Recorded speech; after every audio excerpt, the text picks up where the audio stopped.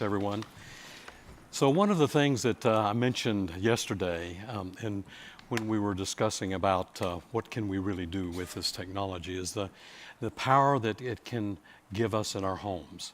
That our homes already have a lot of technology, but when we add VR to that, it gives us the ability to turn our homes into a classroom. And this should be the best classroom in the world. And when we were forming the Virtual World Society, we were talking about this, that really, when we want to make the maximum impact, it really needs to happen in the home, ultimately. Certainly schools, but schools aren't going to have the technology that homes have. So Chris and I were kicking this around, and he started talking about the Gustavsons. And we decided, well, what we really ought to have are some laboratories, some field laboratories to see how people really use VR in the home, because nobody really knows. We know how we use it in arcades, we know how we use it in a setting like this, but how in the world are people really in the end going to use it in the home? We know that they use game platforms and things like that, of course. So with the introduction of Chris to Paul and Barbara, an experiment began. And I'd like for them to describe what they've done in that experiment and sort of maybe some lessons learned, and then we'll be happy to answer some questions from you. Sure, okay? Sure. Well, I'll just start off. I was probably the least person that I would expect to ever do something like this. I was that mom who was not a fan of video games. Both of my boys and my husband love games, and of course I did all those studies that showed the harmful effects that video games could have on the brain, and I only focused on the negative aspects. And it wasn't until our family was going through some challenges that I really began to become open that what if technology could be used for good. And so I find it pretty ironic, because I was that mom, and here we were bringing it into our home, and we were starting to see some amazing connections happen that weren't happening before. And maybe you can share some of those experiments that we did. Yeah. So it is pretty cool, because I love technology. I'm the geek in technology, right? So if I see something that's new, I'm probably in line to go get it. I mean, just a few months ago, Ryan wanted to get, that's our son, he wanted to get a Nintendo Switch, and we didn't buy one in advance, but we got in line at Best Buy for 8 hours when we got one. So Wow. Cool. But that was kind of a connection point, and that's really what the point is with technology for us and our family is, you know what, it does create connection. Obviously, you got to have boundaries. Everybody needs to have boundaries, but when you can be able to use that technology and create the common ground with your son or your daughter, with your family, and engage in something that's experiential, then it's pretty powerful. In fact, I was telling Tom this earlier.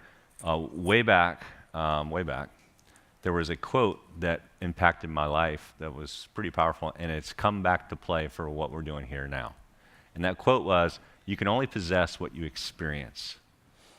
Truth to be understood must be lived." And when I heard that quote way back, I won't tell you when, that transformed my life in terms of being able to step forward and be able to not to worry about the fear and be able to do things that I hadn't done before. Now you think about VR, right? Now you can create a space and a place where you can gain experience and evaluate that experience like none other, right? I don't have to jump in the car necessarily or jump on an airplane to create a new experience, although those are powerful and you should do that. But I can also put on that VR space in that place and be able to bring the family along and be able to enjoy something together that we couldn't do otherwise. So it's pretty neat. It creates a great lab. I like that word, lab. So. Well, tell us a little bit about what you actually did physically in your home to cause this to happen. All right, so you jump in on this one.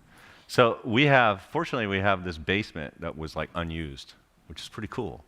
So we realized, well, wait a minute, we could do something here. And so we tagged our son to say, hey, look, can you lay out a design? So we were going to design this thing out. And he did. He laid it out, a nice design, but it took a while to kind of make the progression forward, as most do-it-yourself projects do, right? They never start at the right time, and they never end at the right time.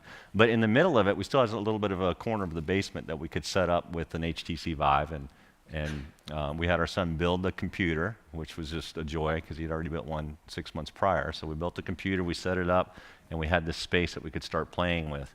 And in the meantime, we built out the other area. And I'm not sure if there's a slide there that kind of shows that space, but it's pretty cool. So now he's got this gaming lounge, if you will, but it's more than just gaming. It's an environment for him to hang out and for others. And this is the key, Tom. It's not just about us. All right? We've created a space and a place and a very, we just have a standard sized home like everybody else, but we can have this home leveraged and used by other people and bring them in. And that's what's powerful. That's what we're most excited about, is how can we help other families? So, do you want to add anything about the space? Yeah, one of the things I wasn't expecting, because I was completely new to virtual reality. My only experience before was years ago, downtown Disney on the Magic Carpet ride. I got very sick on it. So that was like my experience. And so what I didn't expect, and I didn't quite understand, was how the whole family could connect with a single user with a helmet on. And what surprised me about my son, and he's 19, he got great joy watching me because he could see the screen, he could see me playing, but he was also directing me and teaching me how to use it. And I was a great guinea pig to try this on. And for him, and for all of us, he was laughing. It was bringing a lot of joy and connection, which at the time we really needed as a family. So early on, I saw just the joy was bringing a healing process to our family, and we were also making memories. I didn't expect that. For me, I'm a nature gal. I love to fish, I like to hike, I like to kayak, and for me, that brings me joy, and I never had experienced that on technology, so it really opened my eyes and just created this whole new paradigm that I had not been thinking through before. Yeah. It's pretty cool. So I don't know if they have the slide, but it's kind of neat just to see that. If you guys can pop that up. Yes, can you go to the next slide? Yeah, here we go. It's only one slide, but it's not like Yes. we have 100 slides here. But we've got one slide here that kind of shows you some different images. The background you probably recognize, well, that's Google Earth. But what we recognize, it's not Google Earth. It's a place called Mount Princeton in Colorado, and that's where my mom has a home, right? So that's the exact same view that she has out of her porch. So I can go there in Google Earth VR, and I can take the family with me. So we can make that quick trip if we want to just see the mountains again, or just have that. Sometimes I just go there just to chill, just to kind of, all right, I need another space and a place to be for a little while, and we can do that as a family if we need to.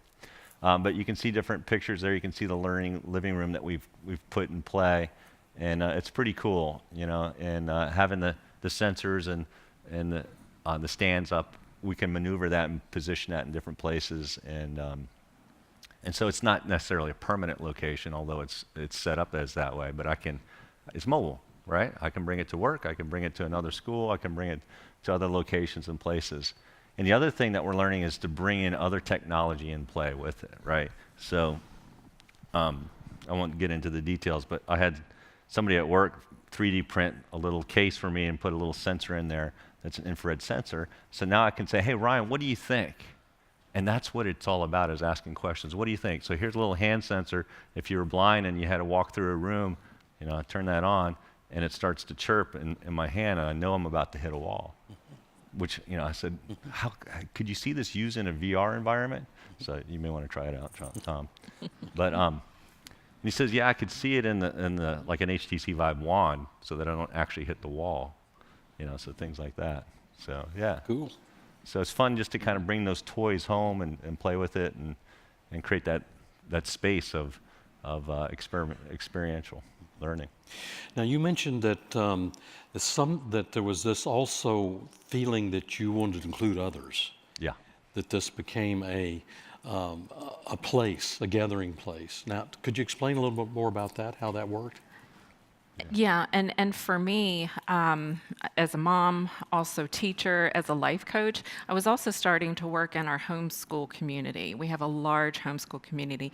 There was a great need for life skills teaching, and so I was teaching a leadership course. In fact, Nick Vujicic's course, wonderful leadership program for schools, works wonderful in the homeschool program. So I began to think, okay, how can I integrate homeschoolers? How can this be used as a teaching model for the students, for the teachers?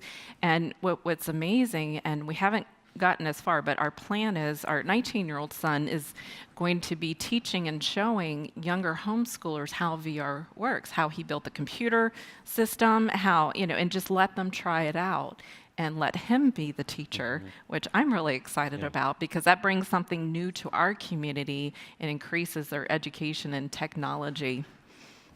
Fantastic. Well, we have some questions. Maybe we ought to address some of them while we have time.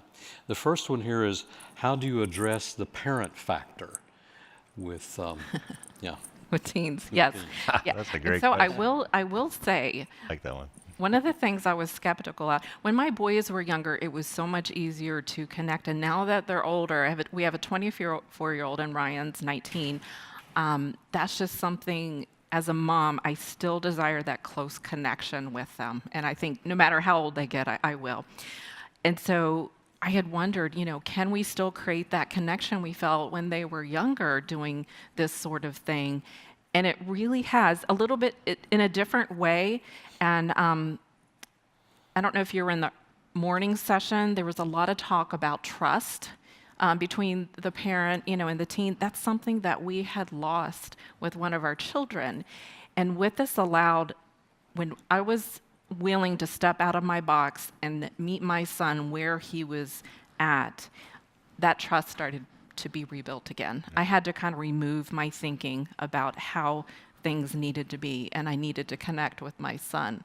So that's where we started to really connect with him as a team.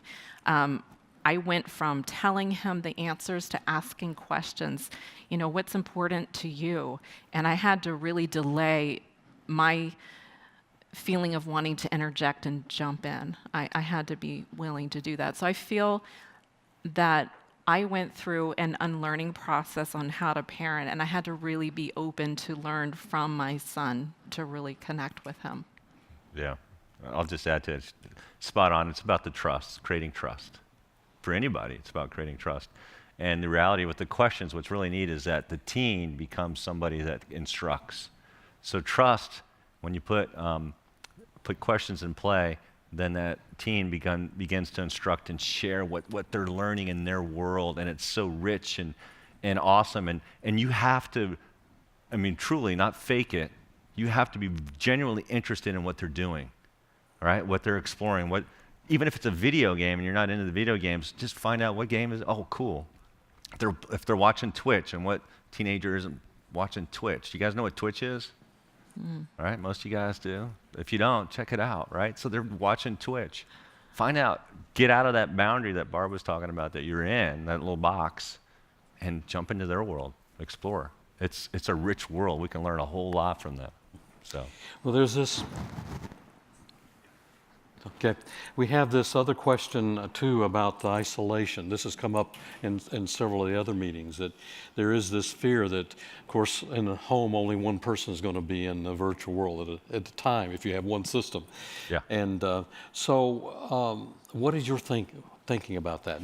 What have you found? That was a concern I have, and a concern I still have, just because I just believe that human connection is so important. Nothing can really replace that, although we can connect in other places.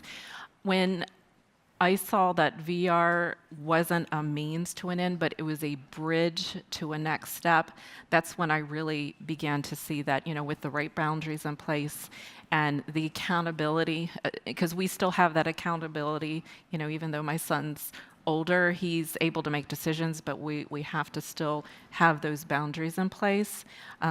It's much more clear to me to be able to see this as a way that he won't be isolated. And I see families whose children are already isolated without VR, and to be able to see that they can use this as a bridge to connect with the outside world, to overcome fears, and to be a safe space, a neutral zone for them to really overcome those fears before they take the next big steps into the real world. Yeah. I would just add real quick, if you create create this space, don't put it in their bedroom, all right? because that does create isolation. What we did is we took our son out of the bedroom. It actually worked. You know, he was in his room trying to, enjoying his games, and once we were able to create this space and place for him, it created a new place for him to leave the room, and then nobody lives in the living room alone, right? It's just a living room. It's a learning living room. So now you have a space where other people can connect. So it's pretty powerful. And what we did begin to see, which I believe was a part of being in the VR environment, he began to go outside more, have friends over. So we were seeing other things happen in other areas of his life that we weren't seeing before. Fantastic. Well, our time is up, unfortunately. There's two other questions, very interesting Great questions. questions. They are great questions, and maybe we just take a few seconds so you guys want to take a stab at it. Yeah, the values one is powerful. I think it's all about, as a parent, you're a leader, right? How you model, how you live your life, you're a model for them. And the best values that you can teach your kids is how you live your life. And VR and AR doesn't change that environment. AR is kind of neat because then you can be enriched in that environment and still live that out and with your son or daughter. But yeah, so I don't want to be too deep on that. Yeah, one thing I want to add to that, being a life coach, I love it when someone discovers hidden strengths. I mean, we can take assessments and find out what we're good at, but there's more. And when you begin to dig deep, amazing things rise to the surface. So I would love to see a way to help young adults, people who have challenges, to really begin to see the strengths that they have, the resources they have, get connected to their purpose and things that give them meaning. That would be amazing. Yeah, and really, the onus is on everybody here too. As far if you're a content creator or a game creator or a hardware vendor or involved at all, you have an opportunity as far as both those questions, right? To create content that does teach values, right? That's so important. It doesn't have to be a video game. There's so many really rich environments that create great connections with other people.